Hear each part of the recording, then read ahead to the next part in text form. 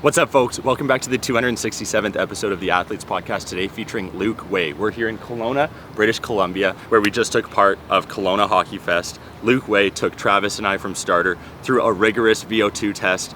You guys are going to see all of the data, insights, and I'm the guinea pig that you guys are going to be able to review over the next 45 minutes. Luke Way is an incredible father, someone who I look up to in the athletic space. He's the founder of ISO Technologies. This is the 267th episode of the Athletes Podcast, brought to you by Perfect Sports Supplements. We're on the road. Our diesel protein is the best in the business. You guys get it. Use the code AP15 at checkout. Let me know what you think. Hope you enjoy the show. You're the most decorated racquetball player in U.S. history. World's strongest man. From childhood passion to professional athlete. 8-time Ironman champion. So what was it like making your debut in the NHL? What is your biggest piece of advice for the next generation of athletes? From underdogs to national champions. This is the Athletes Podcast, where high-performance individuals share their triumphs, defeats, and life lessons to educate, entertain, and inspire the next generation of athletes. Here we go. A lot of energy, time expended. Not quite as much energy expended as we did on the bike for those 20 minutes when I was dying next to Travis. Holy Dinah. Luke Way, can you tell us exactly what you put us through at Kelowna Hockey Fest before I showed them up for putting on such an incredible event?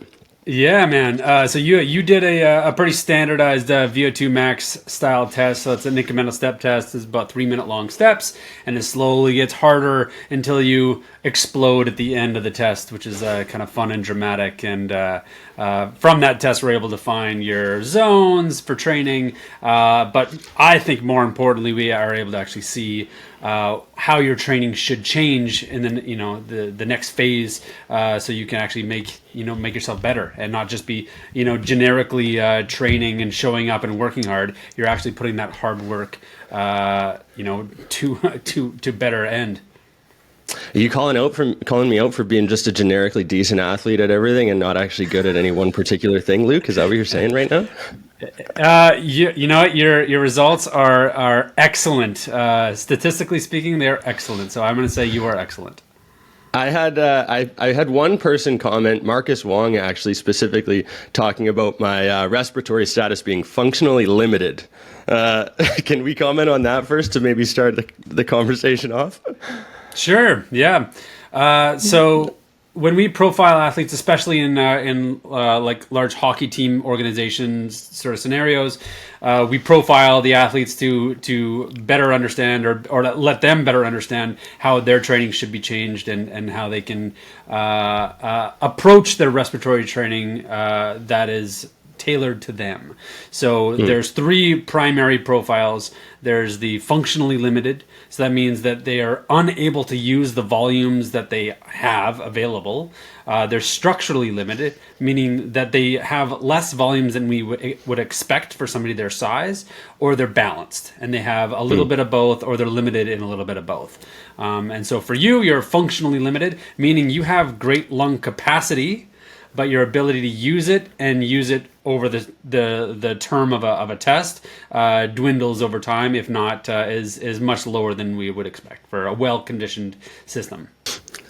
Now, Luke, we need to give the listeners some context because Travis and I took this test after, we'll say, slightly more aggressive evening than we would typically do on a Wednesday.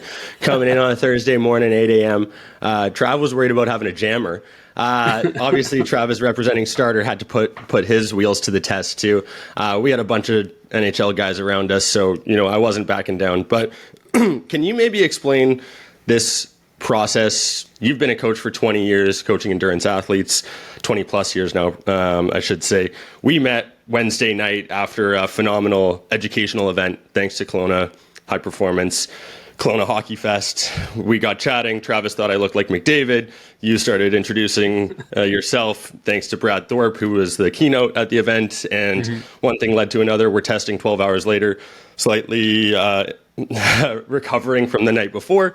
And you were able to provide us with an incredible data set. Can you just explain a bit more about ISOCAP, who you are, why you were so gracious with your time, and how we're going to continue to progress, track our data over the next 60, 90, 120 days and see where we end up.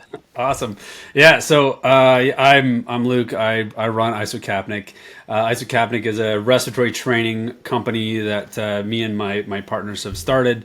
My background is in high performance endurance sport, sort of Olympic and elite pathway triathlon, cycling, running, that sort of thing. We've developed a testing protocol for endurance athletes over the span of the last 20 years that has really led us down this pathway of objectively understanding what systems are strong, what systems are weak, so we can really guide training objectively for each of these athletes.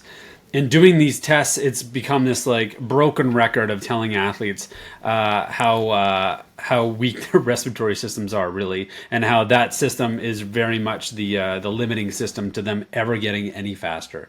They literally just can't breathe enough air to supply their system enough fuel to go any faster or any harder or perform any higher. And so we started this quest of like trying to figure out how to properly train that system. We tried all sorts of different tools on the market. Nothing was really fitting the bill. And so we decided to make our own. And that's what we did. So that's the Isocapnic device. The Isocapnic device is just a very simple tool that allows us to directly train the respiratory muscles in a duration that's relevant for those types of muscles.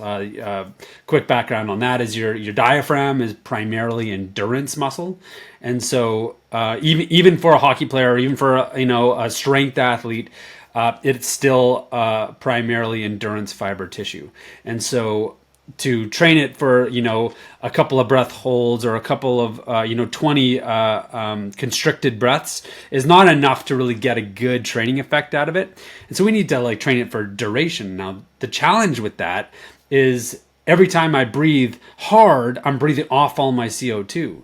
And so you need to be either producing enough CO2 to keep yourself in balance, or you have to use our device that keeps you in balance by virtue of the device. And that's really the secret sauce of our device, is it allows you to maintain what's called normal capnia. Your CO2 levels stay stable, and you can then train those muscles as hard and as fast and as vigorously as you ever want, for as long as you want, and do that for 10, 20, 30 minutes, however long it takes to train them, depending on the athlete, of course. A hockey player might only need to do it for 10 to 90 seconds, whereas I have 24-hour racers that will do 35, 40-minute long sessions. So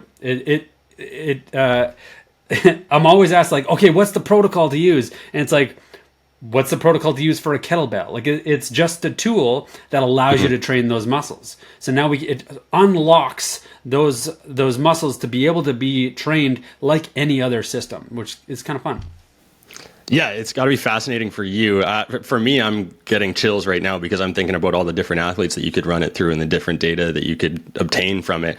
Myself, obviously, sitting there next to a bunch of pro hockey players, I'm not in necessarily hockey shape as a goalie, different kind of muscles being used all the time. But I can imagine you get a 5'5" athlete versus a 6'5" athlete. They got some very different lung capacities. Even the difference in Travis and I's data was fascinating to see how we were performing similar, but using very different metrics, we'll call it.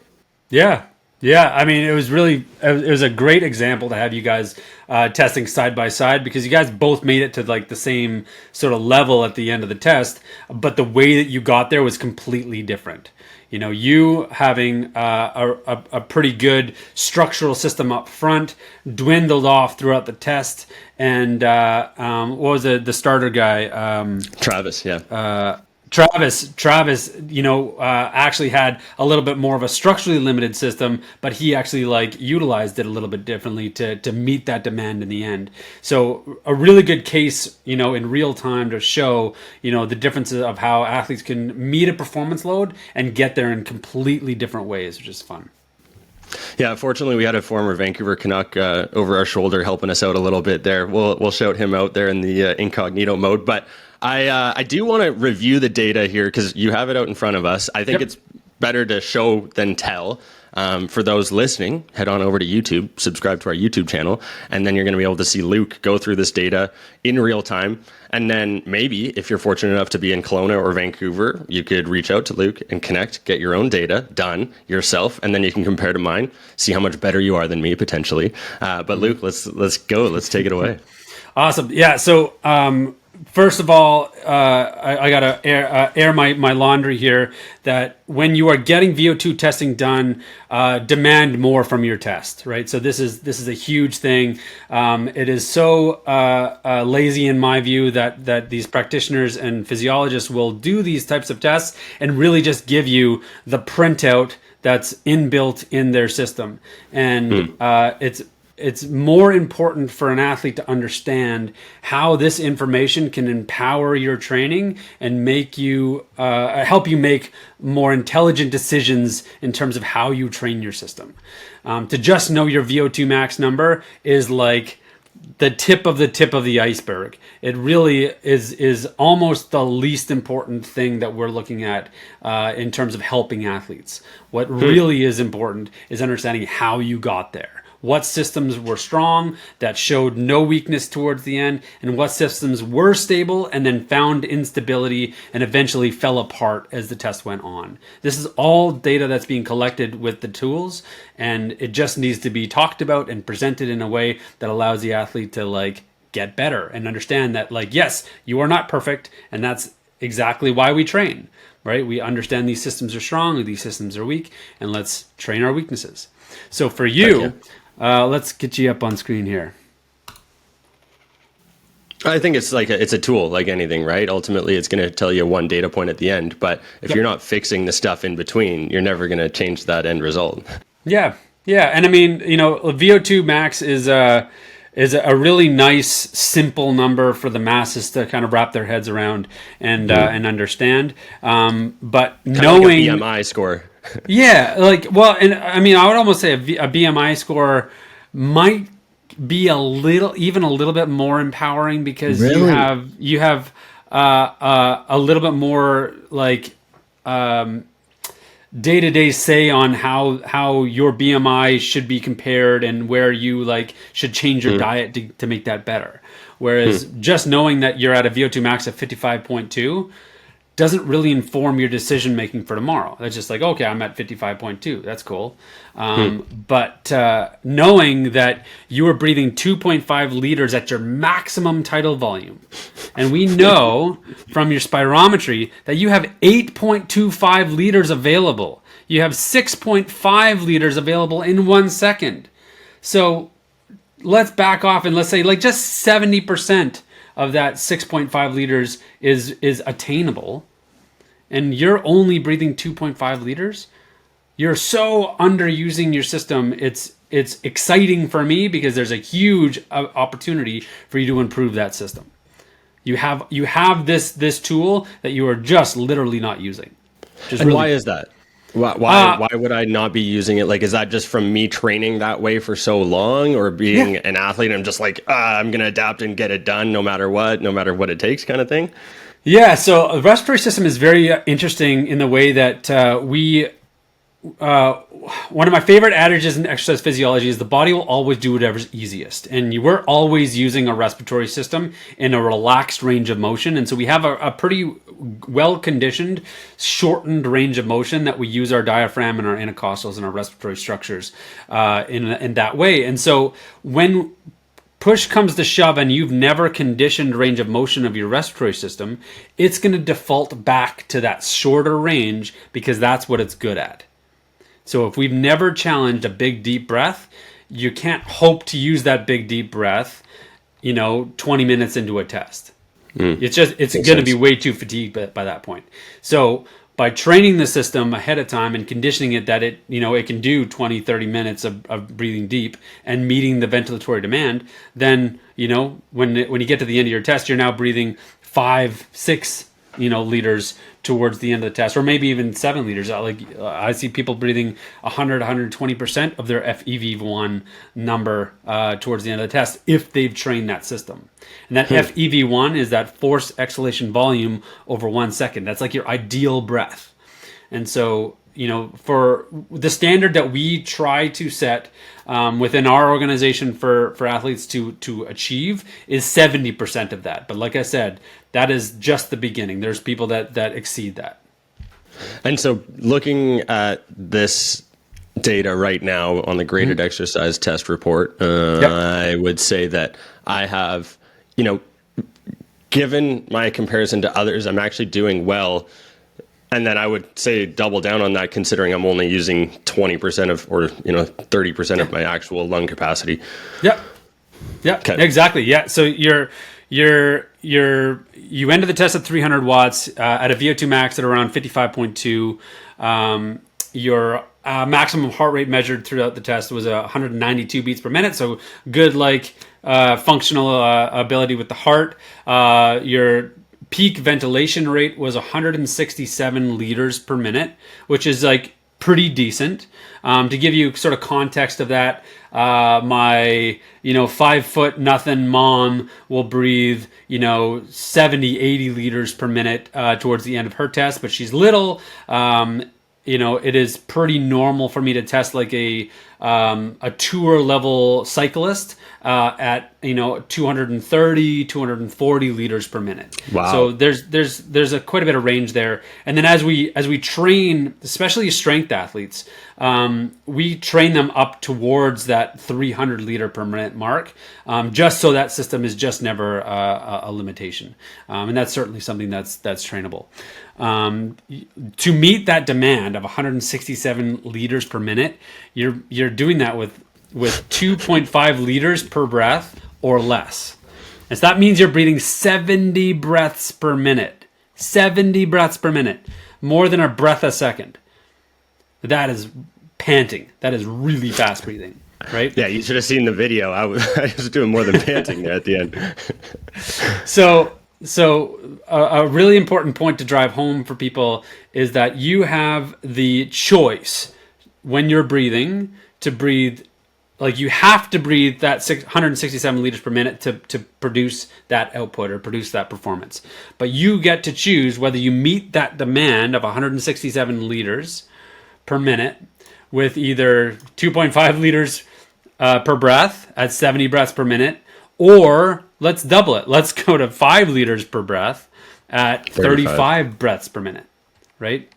And now the reason why that's so much more efficient for the system is that every single time you cycle a breath, right? Every time you take a breath, you're moving the dead space air between your mouth and your alveoli. That is just plumbing. There's no gas exchange happening there. And so every single time you take a breath, that's 250 milliliters of just dead space air that just has to get recycled. So we want to cycle that through as few times per minute as possible. So you're getting as fresh of air to the bottom lobes of your alveoli in your lungs and getting all that CO2 out of your system every single time we take a breath. And so we're really maximizing efficiency. Down the road, that changes the way that oxygen enters into your bloodstream. That changes the way CO2 gets pulled out of your system, and that also then puts your muscles in a different environment to perform in. And so it really trickles down the entire system on how it creates much more control. Okay, so I have so many questions. One of the questions that I wanted to ask as I was panting during this test was the nasal breathing versus mouth breathing. And I know that device kind of, maybe I want to say limited my ability to nasal breathe a tiny bit, but I've read the book Breath, James Nestor. I mouth tape at night. I'm very passionate about this subject. I'm curious how this impacts performance. I know that nasal breathing, nitrous oxide, can you maybe provide a bit more of that insight around how this is done, whether nasal breathing is beneficial during these tests, et cetera? Yeah. So first and foremost, I am not going to downplay the value of nasal breathing. I think nasal breathing is a tool that is important and should be used in certain contexts. To think that nasal breathing will give you your maximum performance in a marathon or a performance load on the ice is just wrong. Okay. For you to breathe 167 liters per minute, there is zero chance you can do that through your nose. Your nose is just too small. Like physically, it's just not a big enough orifice. We need to open our mouth to be able to breathe that much air. And like I said, 167 liters per minute is okay, right? We see people breathing much more than that. And again, nasal breathing is just doesn't touch that. The maximum I really see people able to hold with nasal breathing alone is around 65 to 80 liters per minute if they have a larger nose, maybe. But it's really like a physical limitation that way. Now, the value of nasal breathing is that it is a mechanical limitation. It makes it harder for you to breathe, and so it forces you to breathe smoother. So you breathe in smooth and out smooth. So that's the nice thing about having that constriction, is that it forces the muscles through this like extruder of breath, right? And so it just slows down into a sinusoidal wave pattern.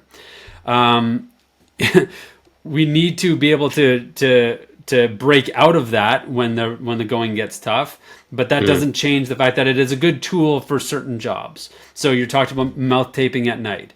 There's all sorts of benefits to breathing through your nose at night. It humidifies the air as it's going into your system. The ventilation rate is nowhere near 167 liters per minute. It's much closer to like 10, 20, 30 liters per minute. So it's like orders of magnitude smaller than what is required during load. And so your nose can meet that demand quite easily. And so what a lot of people will default is to a mouth breath, which leads to some issues with dental hygiene and things like this. And so closing your mouth is just going to help keep you a little bit healthier. And it's going to help with the introduction of nitric oxide into your system. There's two places in the body that nitric oxide are produced. One is in your nose, and one is in the endothelial cells of your veins and arteries.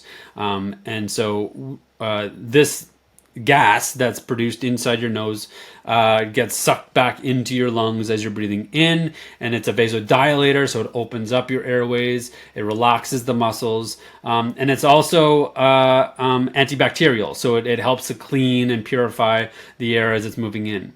Now, the nitric oxide argument is not a good argument for high performance, because just because you're breathing 167 liters per minute doesn't mean you're also increasing the amount of nitric oxide. Your nose is just constantly sort of producing a steady rate of that.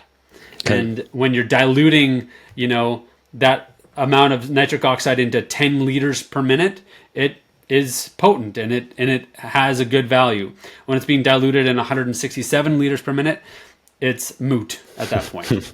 And so it's not really doing a whole lot for you. And so nitric oxide has its purpose at the low end of the spectrum in terms of ventilation rates, but towards the top end, it doesn't really matter so much. The other thing is that by breathing through your nose at lower intensities, it does help you engage your diaphragm a little bit more. And I believe that that's because of that constriction. The constriction causes a little bit of resistance in how you breathe. And when you feel that resistance, your body's going to engage larger muscles. And the largest muscle you have for breathing is your diaphragm. And that's why nasal breathing is very much linked to diaphragmatic breathing, is that you have to pull with that bigger muscle to pull through your nose, especially if you have, smaller nose. Okay.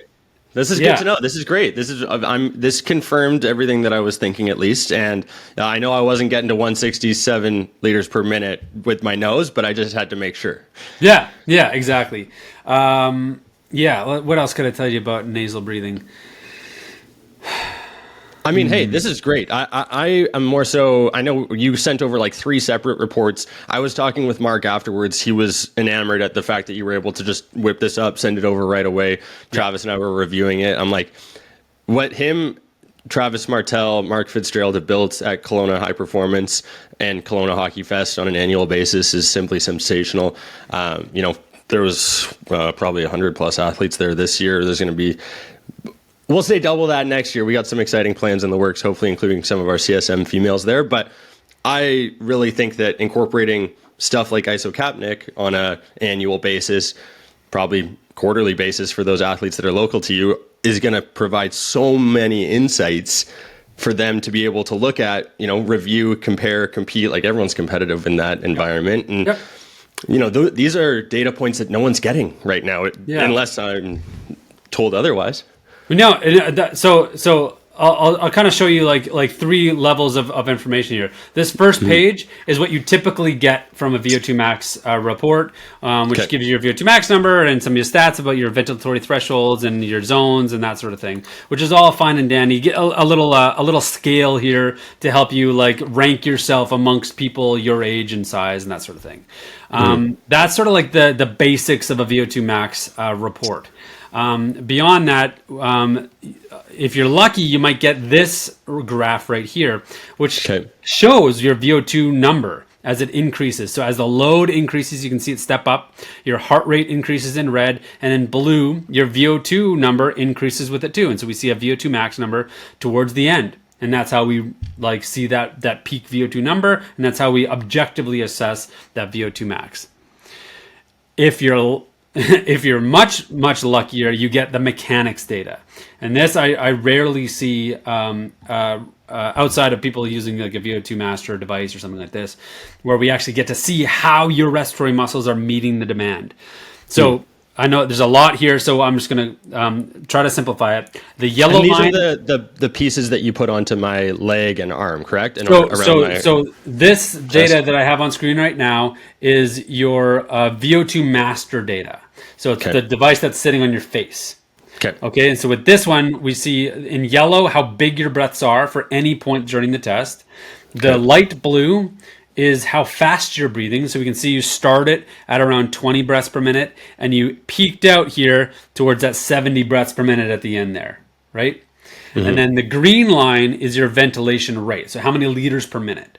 So the simple way to think about this is that the relationship between the load, the steps here, and the green line is more or less unchangeable. Your body needs to produce that much ATP energy to meet the demand of the stress load of the test.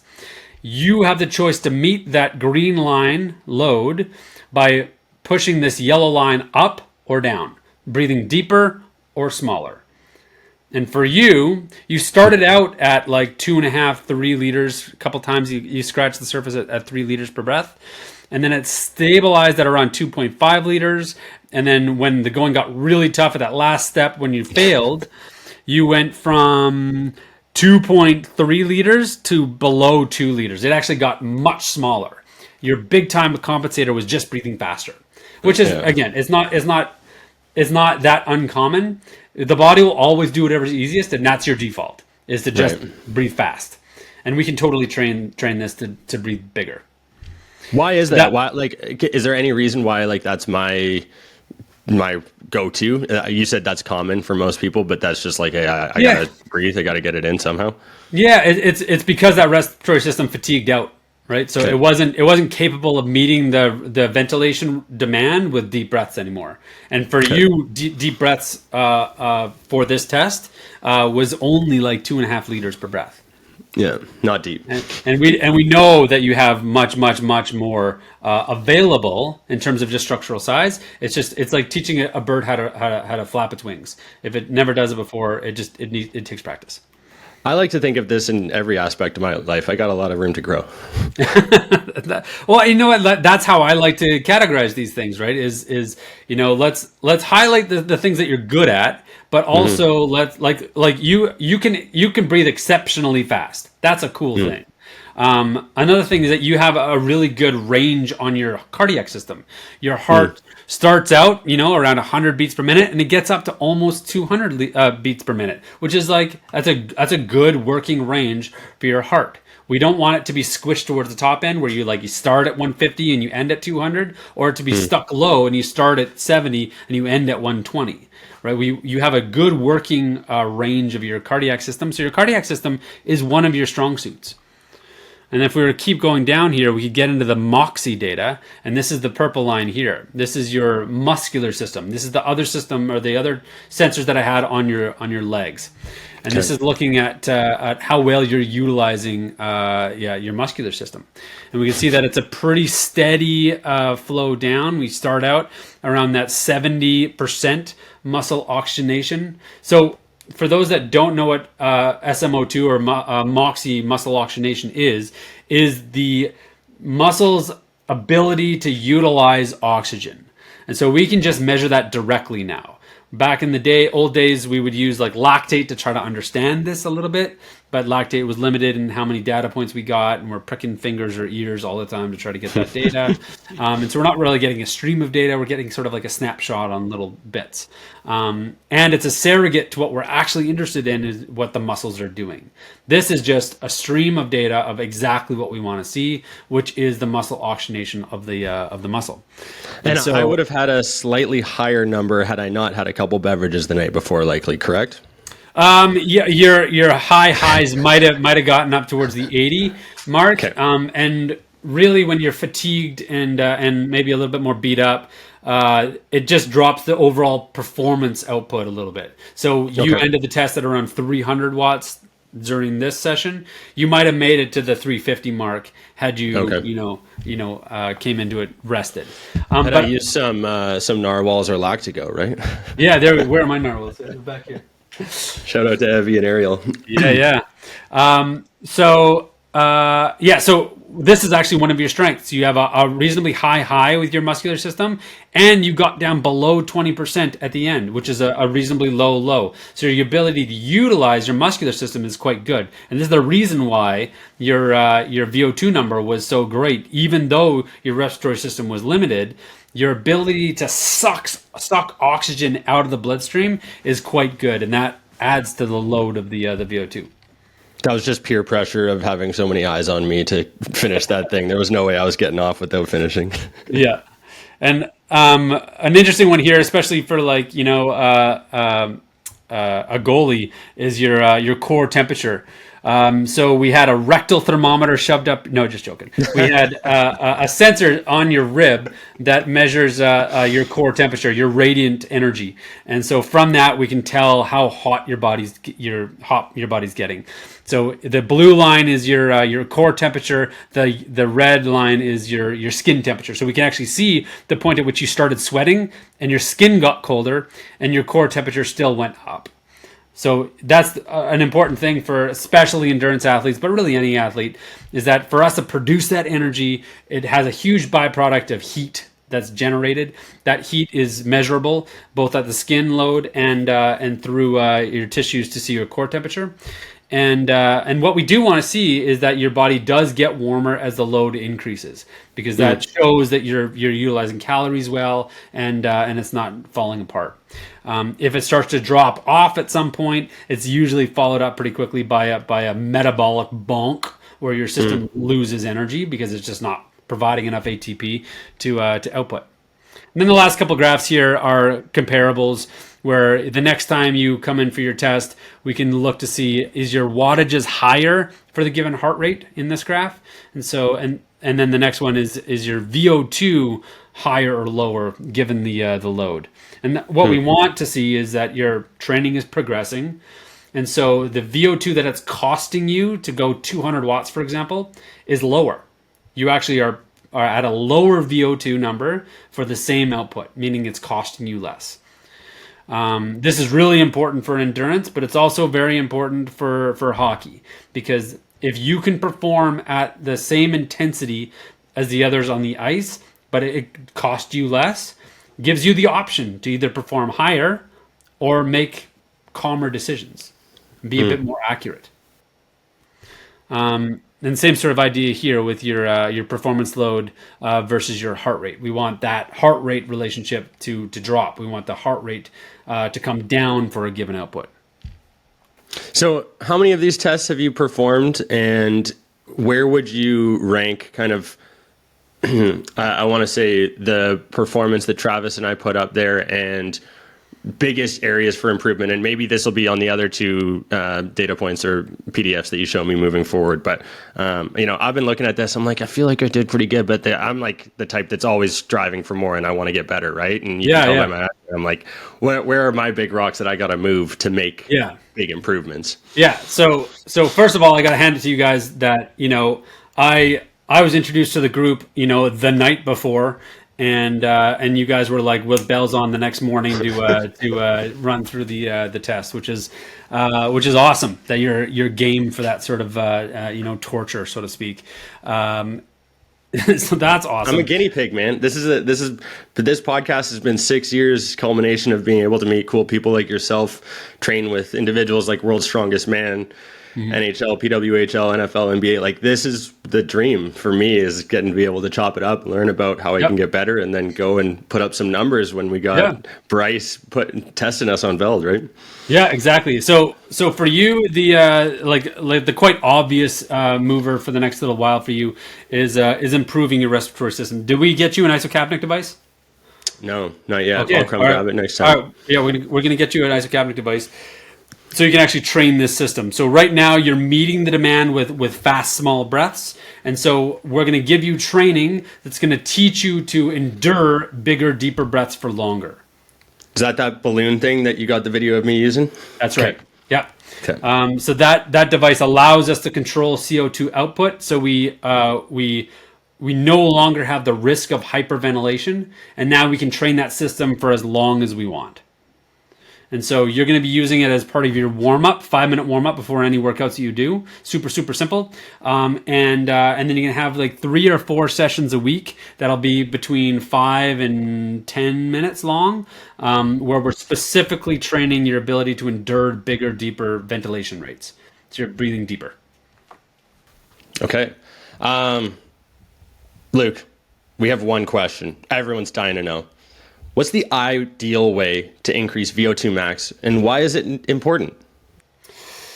Yeah, wow, that's a loaded question. So I'm working with Mark out of Kelowna here to help maximize the NHL players' performance during VO2 max. VO2 max is very much a functional test, and so it's measuring how good you are at the modality that's being tested. So if it's an assault bike, then you better be coordinated and good at it if you think you're going to perform on it. If you are a marathoner, it's probably not wise that you do it on a bike. If you're a cyclist, it's probably not wise that you do it on a treadmill. That sort of thing. So you choose the modality that you're most functional at, because that's going to truly test how good you are at it. VO2 is a measure of a couple things: your muscular demand. So how much oxygen your muscles are consuming, how much oxygen your circulatory system can move around, your cardiac output is related to that, and then your ability to absorb oxygen through your respiratory system. So that's the primary things. What's the number one thing that you can do to get better? Well, 70% of the people that we see through our lab over the last 25 years are limited in their ability to ventilate air. They literally just can't push any harder to drive that VO2 number up any higher because they literally can't breathe enough air. And so by training the respiratory system to move more air allows us to move that set point and that limitation on the top end, so you can push a little bit harder, a little bit deeper.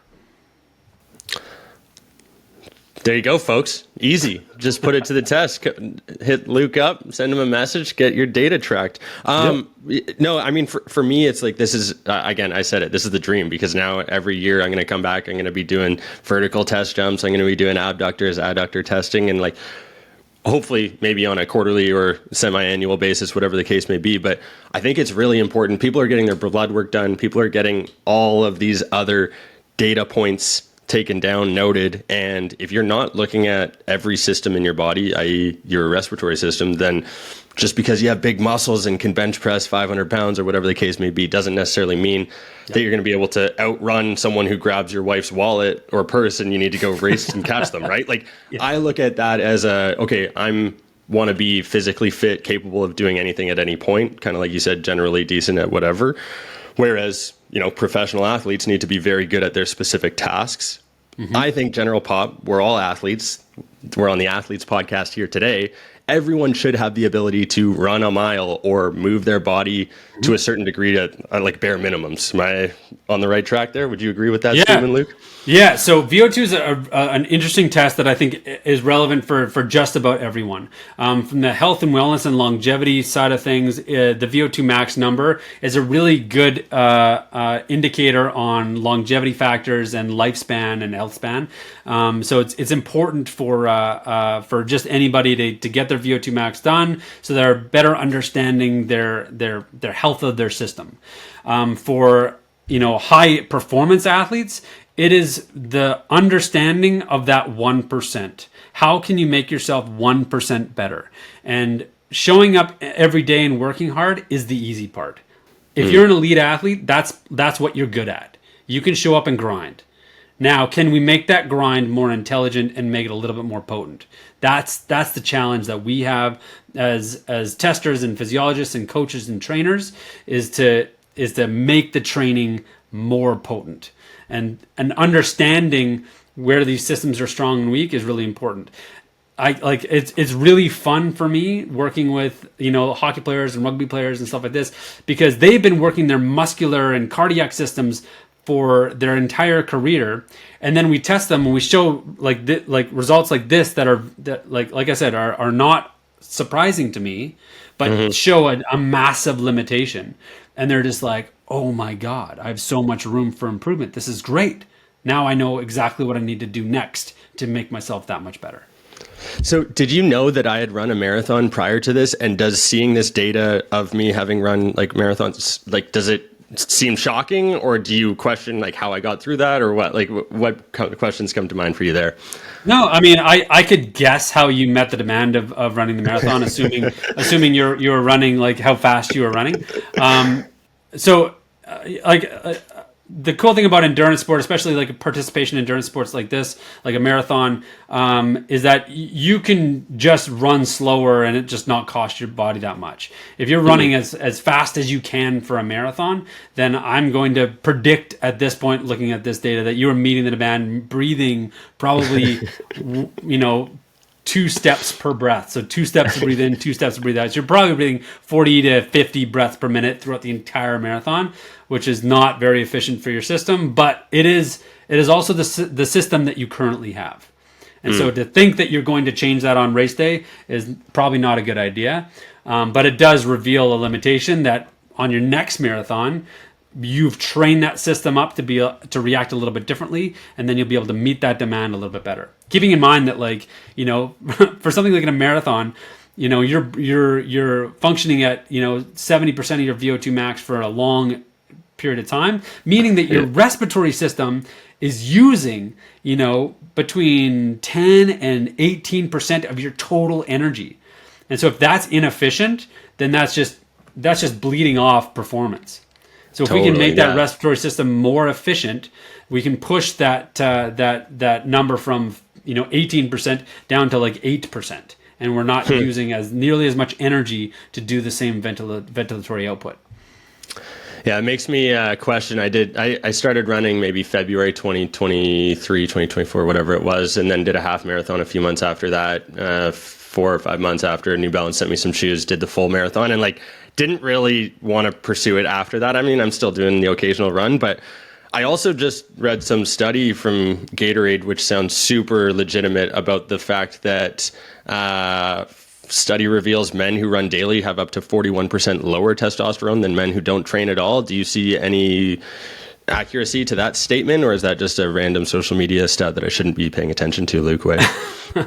Yeah, that's an interesting one. So strength training is very much more related to the testosterone markers. So if you're doing no strength training whatsoever, it wouldn't surprise me entirely if you're causing some anemia and causing some hormonal imbalance like that, for sure. Okay, so to balance or like make sure that you're not completely dropping your T levels, just make sure you incorporate some resistance training a couple days a week, balance out your endurance training. Yeah, I always recommend doing some strength and conditioning work just to make sure that system is more resilient and we're able to brave any injuries down the road. Okay, we focused for 45 minutes here on the Kelowna Hockey Fest, ISO-Cap-Nick. I want to give you an opportunity to highlight your athletes, what you've been doing here over the past few decades, I will say, and what you see in the future as far as predictions are concerned, as far as ways that you see the next generation of athletes, because here on the Athletes Podcast, our goal is to entertain, educate, and inspire that next gen. Yeah. And personally, I think there's a lot of value in what you're providing here today.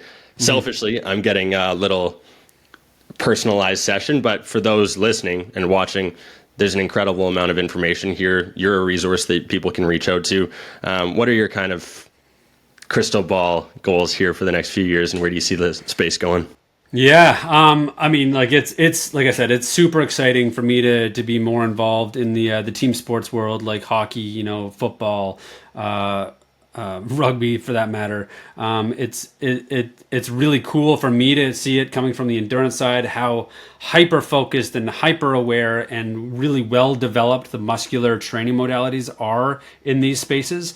But then it really shows like how what we've been doing in the endurance world for many decades is really going to change the way things work, especially now that we're seeing more teams using things like VO₂ Max as standards to issue players ice time.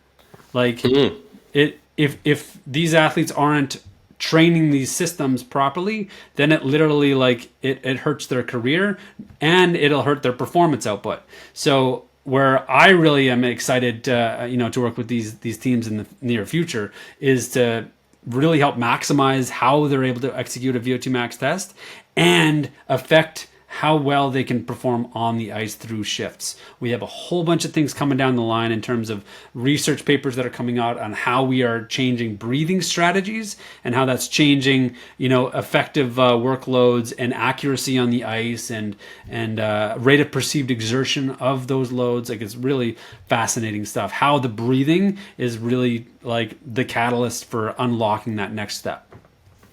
So much we still don't know about the human body that we're just uncovering, eh? Yeah. Well, and it's really just a collaboration of like things that the endurance world have been playing with for like I said, a while. And so it's a matter of like leveraging that in the right way to make hockey players that much better. See, this is what gets my gears going, because athletes are competitive. For decades, people have had everything behind curtains, making sure that they don't want to give the next person beside them the edge that's going to ultimately get them the spot on the team versus the other. When in reality, we should all just be sharing information, all getting better, because ultimately everyone's going to improve in that way. And if your guy beside you is competing harder, it's going to make you work harder, get better. Like, I don't know. To me, maybe that's just I want everyone to win space, but I think, hey, let's get everyone with all the information available, with the best information available, doing everything they possibly can, and then let the cards fall where they do. Yeah, exactly. Like, that's the even playing field mentality, where sort of everybody has access to these things. And really, that's been our mandate as a company, is to make high level respiratory training just available to anybody. And so we've put the whole company together with that in mind, that it's just removing of barriers. Now, that being said, I can't tell you how many NHL players are using our device because they don't want me to. Right? It's a trade secret for them, because it's an edge for them to get their competitive advantage. And that's sort of like the ongoing, saga of working with professional level athletes, is that it kind of becomes their secret weapon. Well, that's why you get to work with me, and I just share it with everyone, and then you get the rewards. The NHL players can still keep it quiet. But no, I think like the other part that I was frustrated with, if I'm being honest, was that I didn't throw on like Lactigo because I heard about how this could benefit. I wasn't using the narwhals during that session. Like, from a curiosity standpoint, I'm also like our sponsor, Perfect Sports Supplements. They provide us with incredible supplements. I use creatine daily. Are there supplements that you suggest for athletes to improve any of their bodily systems? Do you think that has a real impact? Is that just the 1% at the end of the table? Like, give me your insights there, because you're looking at the data daily, you know? Yeah.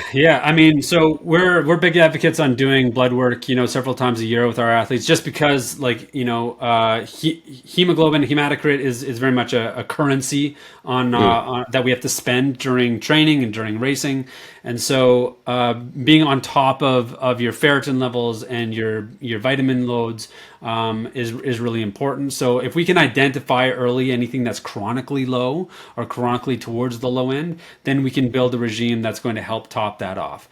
Then there's the basic things that sort of everybody should be doing, which is like making sure you're getting enough protein, making sure you're taking in your aminos, things like a creatine is a great one to do daily, that sort of thing.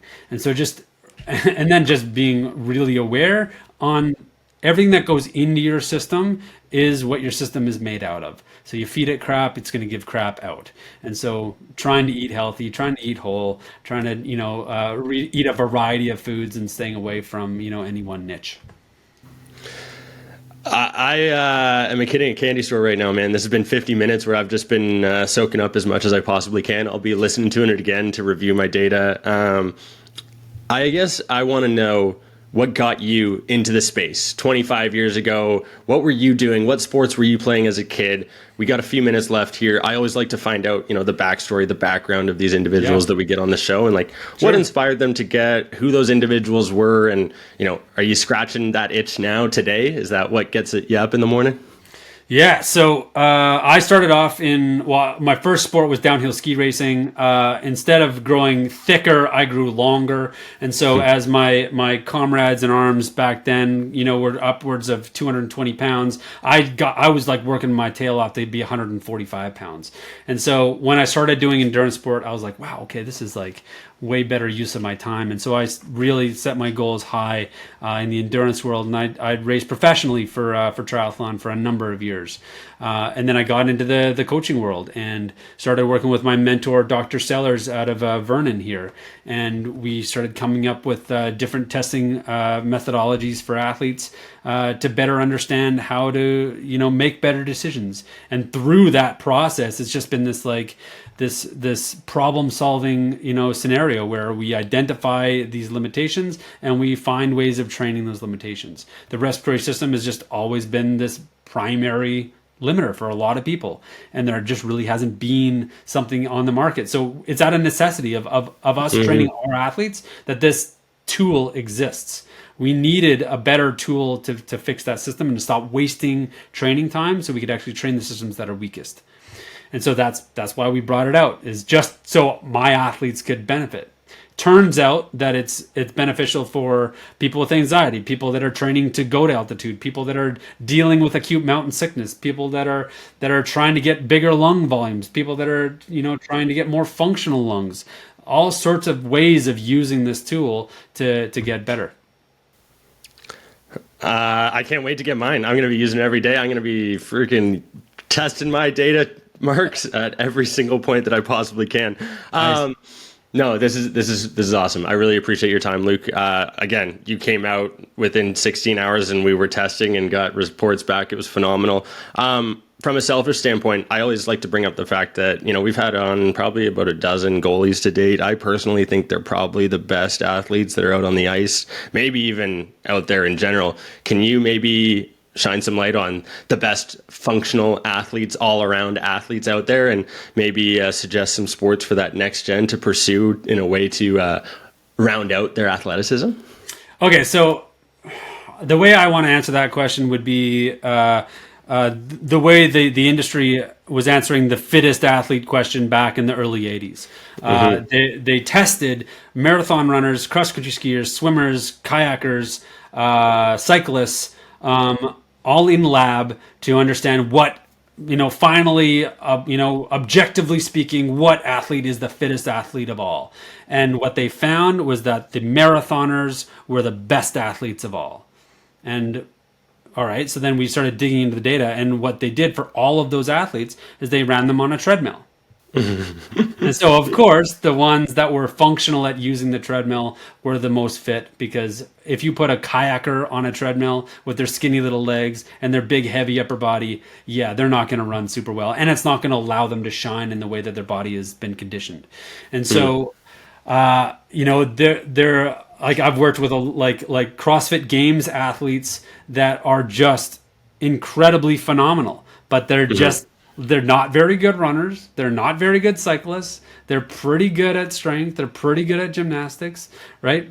So in terms of like rounded, maybe that's an argument.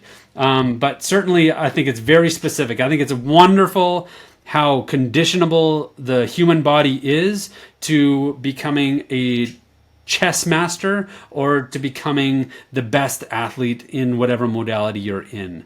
And so, yeah, maybe that's like sidestepping the question a little bit. So No, that's great. I think love it. I think my bias would be triathlon, because they do 3 sports. They have a huge training load to meet that demand. That it's not just like an all season thing, but it's an all career thing. From the moment they're 12, 13 years old or even younger to the end of their careers, they're training 20 to 40 hours a week, getting in massive training loads, and that's what it takes. And so I just don't see very many other athletes doing that same sort of thing, or for that long of a duration. Yeah, Ben Hoffman and Liam Donnelly are 2 individuals I've had on the show. Nice. Massive training capacities, much larger than mine, and I just get to admire from afar what they're capable of doing. Liam Donnelly's got some incredible TikTok content going out there. If you haven't seen it, he's a Canadian big shout out to Liam. I love Liam. He's such a great kid. Yeah, he's the best. Well overdue to get him back on the show, but maybe we'll do a conversation. The 3 of us will do some testing in person and see how much better his stats are compared to mine. No, this has been awesome, Luke. Again, really appreciate what you've been able to do over the past few weeks. I'm excited to stay in contact. I got to ask, though, our way of wrapping up every single episode is we ask our guest their biggest piece of advice for the next generation of athletes. And I'd love to open the floor for you to share yours. Okay, if you are an athlete and you want to get better, the secret pill, the very important thing that you need to do to excel in what you do, is consistency. Consistency is king. If you can't show up every day, right? And that means, that doesn't mean that you are ignoring injury and you're ignoring being sick. That means that you are managing those things better than everybody else on the planet. Your ability to be consistent is what gets you to the finish line before everybody else. Be consistent. Consistency is king, folks. That's it. Luke Way, thank you so much for coming on the Athletes Podcast. 266th episode. People are going to love this one. Thanks again for coming on, man. Really appreciate it. Excited to do a review next year and see where the data points are at, maybe after not so many bevies.